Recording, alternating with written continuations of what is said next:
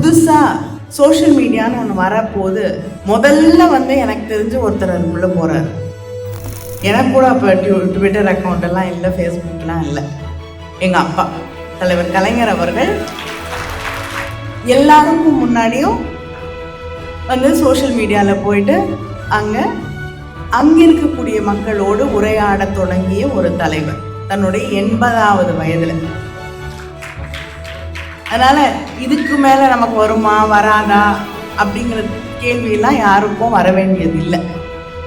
எந்த வயசாக இருந்தாலும் யாராக இருந்தாலும் என்ன படிச்சிருந்தீங்கன்னாலும் இன்றைக்கி சோஷியல் மீடியாவை ஹேண்டில் பண்ணுறது ரொம்ப சாதாரணமான விஷயம். ஏன்னா கிராமத்தில் இருக்கக்கூடிய பாட்டி அமெரிக்காவில் இருக்கக்கூடிய பேரனோட பேசணுன்னா ஐபேட் வச்சுட்டு பேசுகிறாங்க.